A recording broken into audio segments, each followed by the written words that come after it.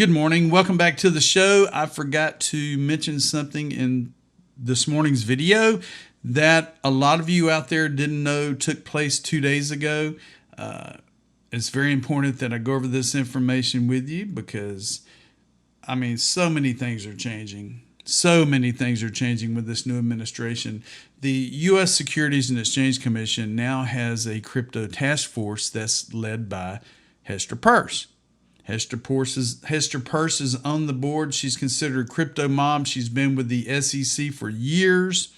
She is a wonderful individual that is now allowing fintech companies, crypto, all the above to come in and talk about it. So I'm going to show you what the crypto task force is right here. And this is post Gary Gensler era. Gary Gensler and the crew would not have allowed this to happen, but now that the United States is going to become the crypto capital of the world, this is what the task force is, and I'm going to tell you how it ties into what happened 2 days ago. So the crypto task force seeks to provide clarity on the application of the federal securities laws to the crypto asset market and to recommend practical policy measures that aim to foster innovation and protect investors. The crypto task force collaborates with commission staff and the public to help chart a new approach to the regulation of crypto assets. We never had this before. The scope of the crypto task force's focus will include assets colloquially, I can't pronounce that word, I apologize, referred to as digital assets, cryptocurrencies, digital coins and tokens, as well as protocols. The crypto task force will help to draw clear regulatory lines, appropriately distinguish securities from non-securities, craft tailored disclosure frameworks, provide realistic paths to registration for both crypto assets and markets intermediaries, ensure that investors have the information necessary to make investment decisions, and make sure that enforcement resources are deployed judiciously.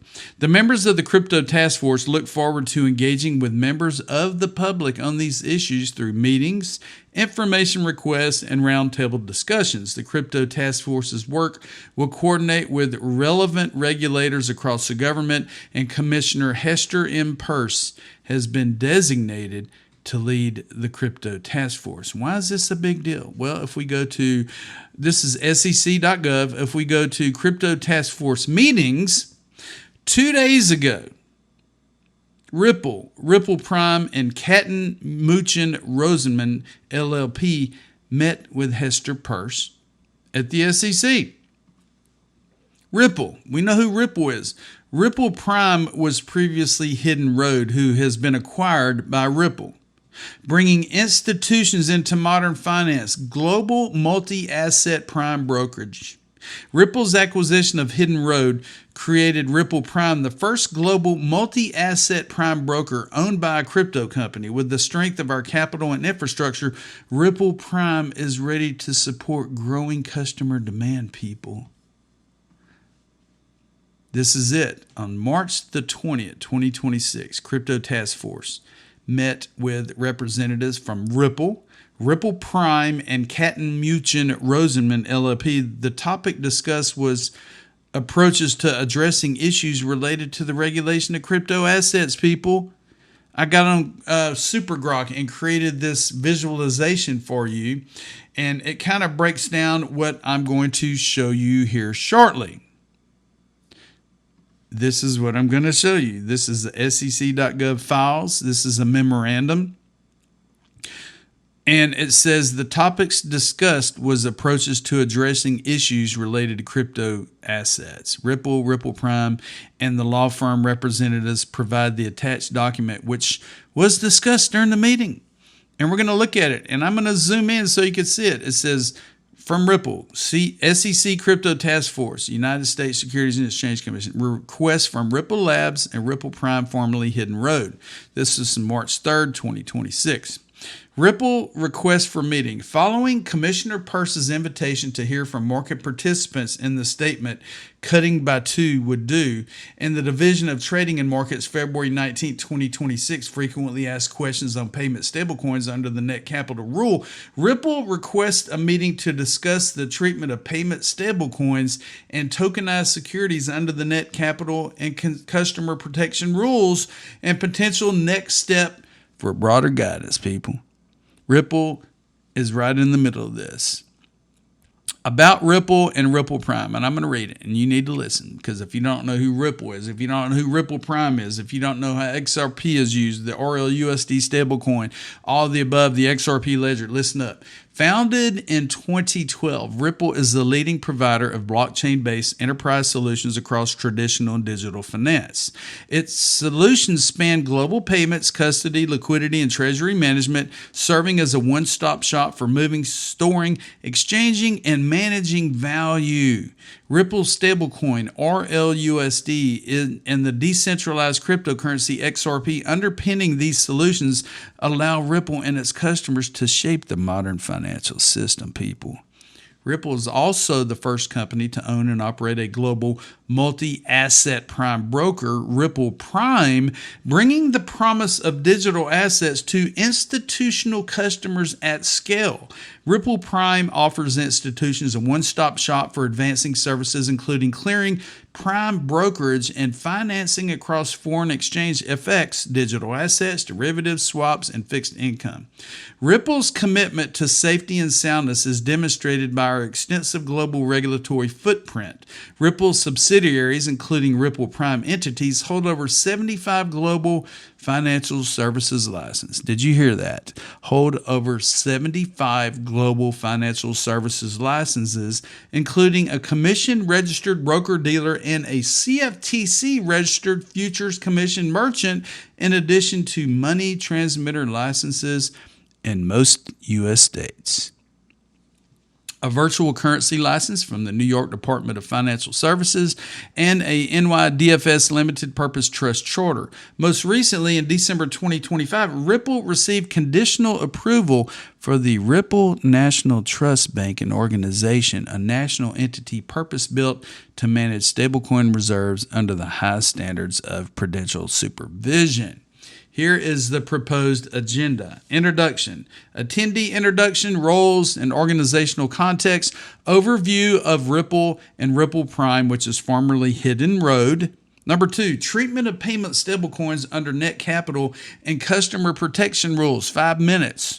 We appreciate the new facts issued by Commission staff on February 19, 26, where payment stablecoins may be held with a 2% haircut under certain circumstances. This provides some clarity in the short term. Aligning the treatment of payment stablecoins under the net capital and customer protection rules. Given that qualifying payment stablecoins may be used as a cash substitute rather than as a security, stablecoins serves as a primary off and on-ramp for digital asset activity and are a critical source of marketing liquidity, making their regulatory treatment foundational. Number 3, custody standards for firm assets and client assets. Permitting self-custody or custody at a regulated digital asset custodian as compliant alternatives for firm proprietary digital assets. Clients' assets subject to this protection should be permitted to be held at a federally chartered digital asset bank consistent with Commission staff relief already issued for 1940 Act funds. So we're going way back to the Howey. We're going way back to the 30s and 40s of almost 100 years ago. Should existing custody relief available to 1940 Act funds be extended to broker-dealers? And if so, on what terms? Number 4, eligibility of regulated stablecoins as client collateral.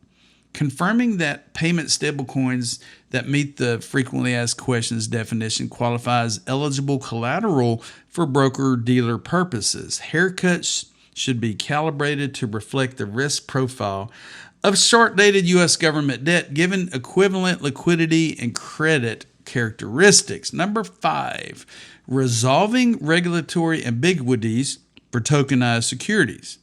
Where tokenized securities carry the same economic and counterparty risk as their traditional equivalents, existing SEC rules should apply consistently.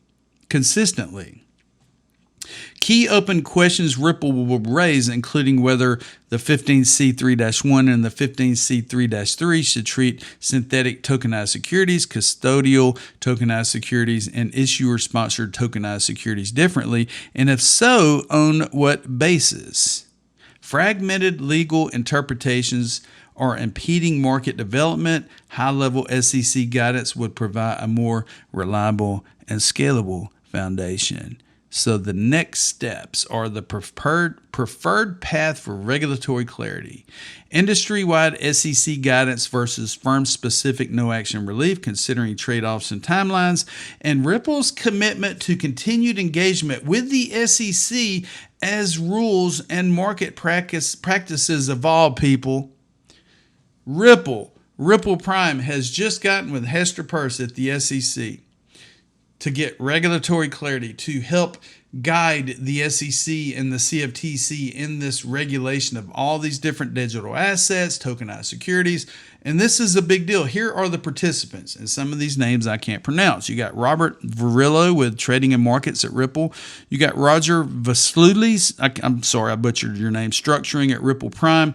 Jack Necht with Broker Dealer CFO Ripple Prime. You got Hannah Mehta, Legal at Ripple Prime, Sam Dreamin, Policy at Ripple, and James Brady at Catton Muchin Rosenman LLP law firm. So there are some amazing things happening. And like I said, a bunch of y'all skipped over this. Y'all didn't even see that this took place 2 days ago. And it is a big deal because clarity is key, and it's going to take these top fintech firms, these individuals that have been working on these amazing blockchain ecosystems for over a decade now, to teach the crypto teachers, to teach the SEC, to teach the CFTC, to teach senators and representatives of the United States of the good of blockchain and crypto and banking and brokerage and digitization and tokenization and all the above. And I could go on and on and on and on.